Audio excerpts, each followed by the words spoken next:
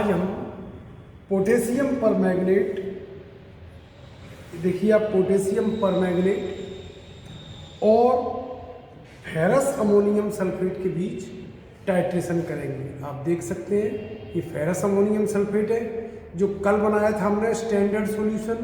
Standard solution का मतलब होता है जिसकी नॉर्मेलिटी हमें मालूम हो, यानी फेरस अमोनियम सल्फेट की नॉर्मेलिटी हमें मालूम है, इसलिए ये standard ferrous ammonium sulphate potassium permanganate भरते हैं। तो देखिए मैं आपके सामने ब्यूरेट में ये पोटेशियम परमैंगनेट भर रहा हूँ।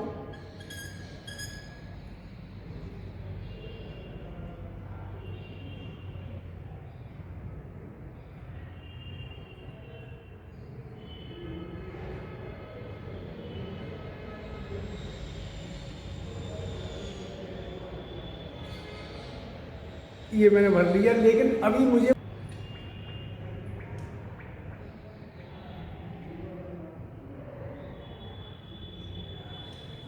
ये ब्यूरेट भर चुका है।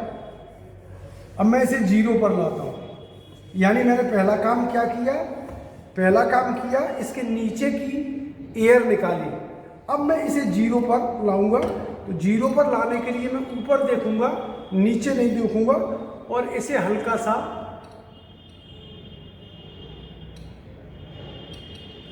ये आपका 0 पे आ चुका है। ये अपना ब्यूरेट कैलिब्रेट हो गया है, ये अपना ब्यूरेट कैलिब्रेट हो चुका है। अब हमको फेरस अमोनियम सल्फेट इस बीकर में लेंगे, क्योंकि इससे पिपेट आउट करना थोड़ा डिफिकल्ट होता है। तो मैं इसमें ले रहा हूँ।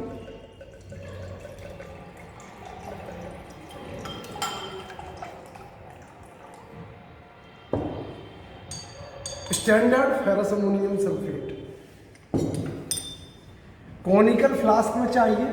कॉनिकल फ्लास्क ये साफ मैं ले रहा हूँ आपके सामने, और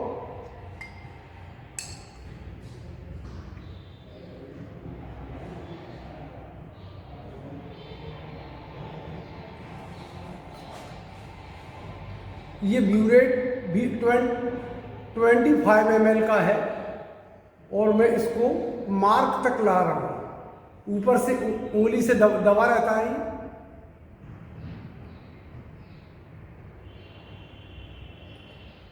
ये आ चुका है। और अब ये पिपेट से मैंने 25 ml ferrous ammonium sulphate standard इसमें ले लिया। अब देखिए ये एक रेडॉक्स रिएक्शन है, तो रेडॉक्स रिएक्शन होने के कारण पोटेशियम परमैंगनेट एसिडिक मीडियम में ही रिएक्शन करता है, इसलिए मैं आधा टेस्ट ट्यूब डाइल्यूट H2SO4 इसमें डाल रहा हूँ। अगर मैं डाइल्यूट H2SO4 नहीं डालूं तो फेरस सल्फेट फेरिक सल्फेट में कन्वर्ट नहीं हो पाएगा और हमारी रीडिंग नहीं आएगी। ये मैंने आधा टेस्ट ट्यूब डाइल्यूट H2SO4 डाल दिया है। अब देखिए मैं आपके सामने ये फिल्टर पेपर नीचे इसलिए रख रहा हूँ जिससे आपको क्लियर दिखे, दिख रहा है या नहीं।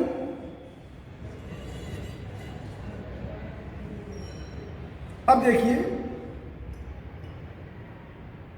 बड़ी सावधानी से धीरे धीरे मैं इसे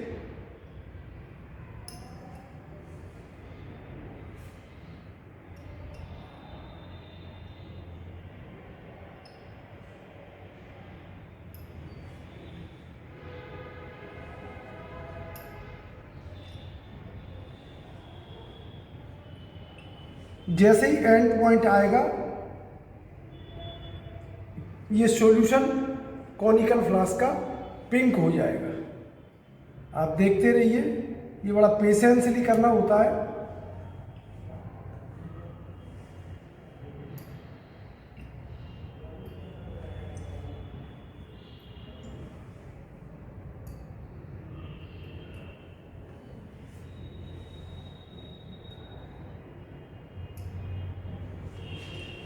ये आपका एंड पॉइंट आ चुका है। अब मैं आपके सामने ब्यूरेट की रीडिंग लूँगा। ब्यूरेट की रीडिंग कितनी है? अगर ब्यूरेट में कोई दिक्कत आती है देखने में तो हम ऐसे करके इसे देख सकते हैं। ये 22.9 ब्यूरेट की रीडिंग आई है, 22.9। ध्यान रहे पहली रीडिंग कितनी आई है, इसे हम नोट कर सकते हैं। मैं यहाँ आपके सामने नोट कर रहा हूँ। रीडिंग ऑफ ब्यूरेट, रीडिंग कितना आया? 22.9 ml। ठीक, एक बार मैं इस रीडिंग को और लूंगा ये देखने के लिए कि कहीं कोई अपने से, ये देखिए ये पहले वाला है। अब मैं दूसरा ऑब्जर्वेशन लेने के लिए एक बार और पोटेशियम परमैंगनेट इसमें भरूंगा।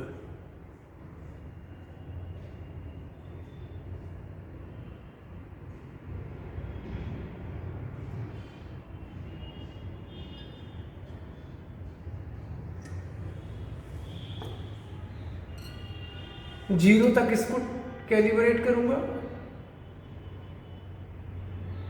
ये कैलिब्रेट हो चुका है। अब मैं दूसरा कॉनिकल फ्लास्क लूंगा। ये मैंने दूसरा कॉनिकल फ्लास्क लिया, इसमें 25 ml 25 ml क्या लूंगा? Ferrous ammonium sulphate. ये आप देख सकते हैं, फेरस अमोनियम सल्फेट।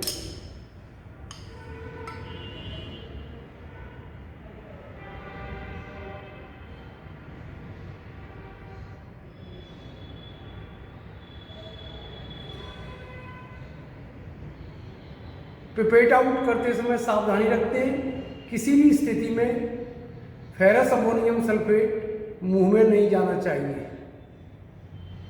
ये उंगली से दबा के बड़ी सावधानी से, ये प्रैक्टिस पर डिपेंड करता है। ये मैंने ले लिया, फिर से जीरो पर ले लिया। ये मैं इसको ला रहा हूँ, यानी 25 ml पिपेट आउट कर लिया मैंने फेरस अमोनियम सल्फेट।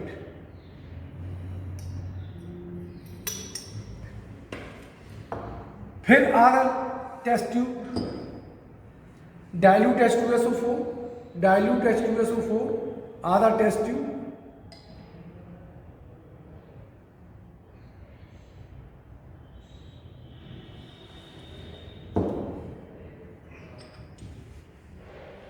ये मैंने इसमें मिलाया। अब मैं फिर से रीडिंग लूंगा बहुत केयरफुली। ऊपर नहीं देखा जाता, जो भी रीडिंग होगी हम नीचे देखते हैं।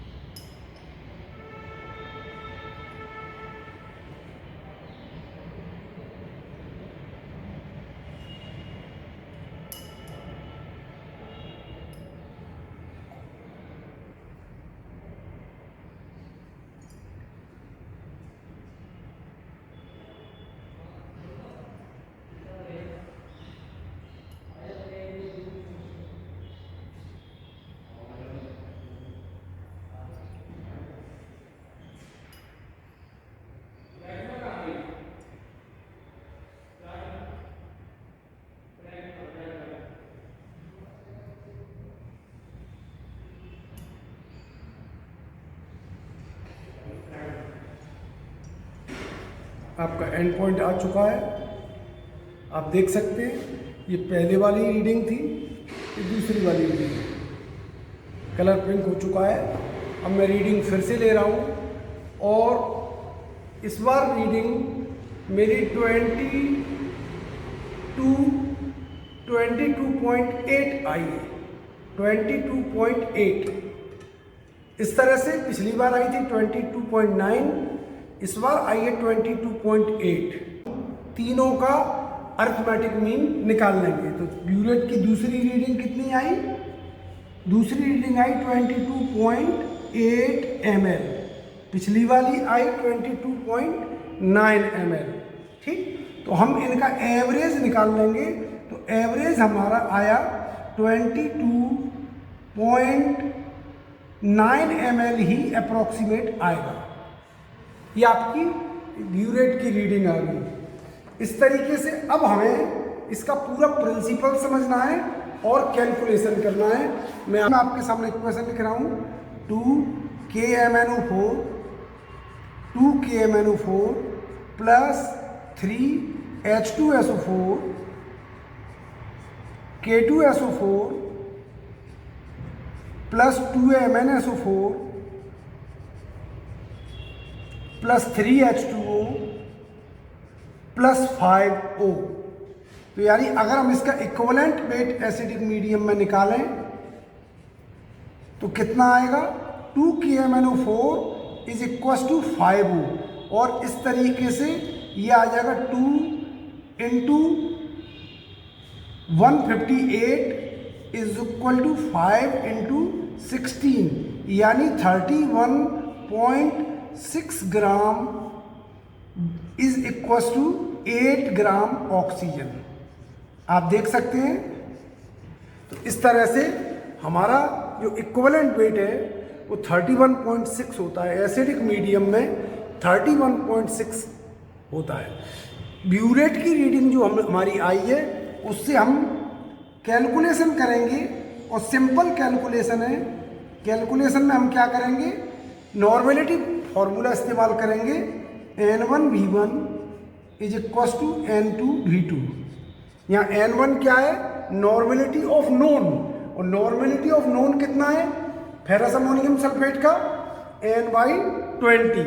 तो यहाँ मैं इसकी जगह रख रहा हूँ N/20, और V1 इसका कितना है फेरस अमोनियम सल्फेट का, आप देखिए मैंने पिपेट आउट 25 ml किया है, तो ये 25। N2 strength of strength of potassium permanganate, तो ये अपने को मालूम करनी है, इसलिए N2 ही रहेगी। और V2 इसकी रीडिंग तो कितनी आई, 22.9। इस तरह से N2 is equal to 25/20 into 1/22.9 N, ये आया। हम इसे अब कैलकुलेट करते हैं। तो कैलकुलेट करने पर जो अपना रिजल्ट आता है, मैं आपके सामने कैलकुलेट कर रहा हूं इसे।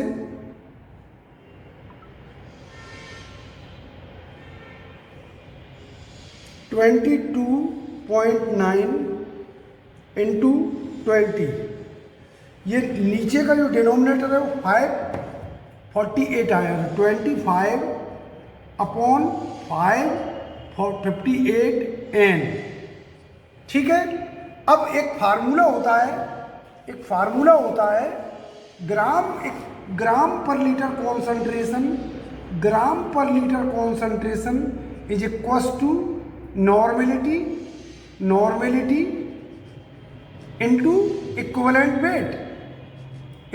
वेट। तो नॉर्मेलिटी कितनी आई, इसमें इक्विवेलेंट वेट 31.6 का मल्टीप्लाई कर देंगे, मैं आपके सामने कर रहा हूं, ये डिवाइडेड बाई 458 डिवाइडेड बाई 25,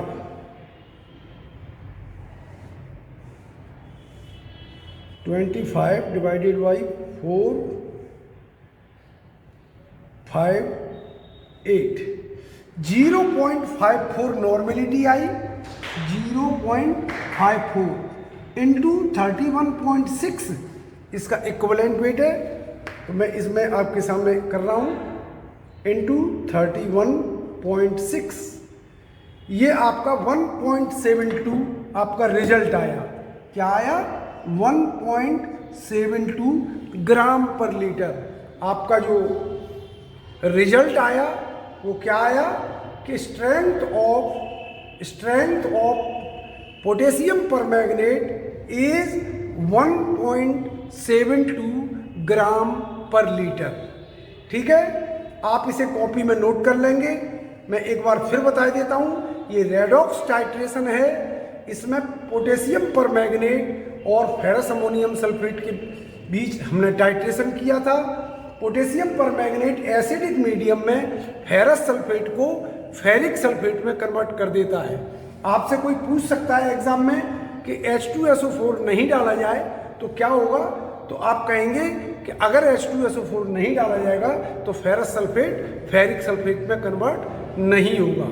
ध्यान रहे। इक्विवेलेंट वेट कितना बताया मैंने आपको एसिडिक मीडियम में KMnO4 का 31.6। इसका कैलकुलेशन सिंपल है, 2 KMnO4 plus 3 H2SO4 K2SO4 plus 2 MnSO4 plus 3 H2O plus 5O, और इस तरह से हमारा 31.6 आ गया। ठीक है, ये आपका प्रैक्टिकल हो गया, और आगे भी मैं आपको इसी तरह से प्रैक्टिकल कराता रहूँगा। कृपया मेरे YouTube चैनल को लाइक करें, सब्सक्राइब करें और शेयर करें, और आपकी जो भी डिफ़िकल्टी हो, जो समझ में नहीं आया हो, उसे आप कमेंट में मुझे दें। धन्यवाद।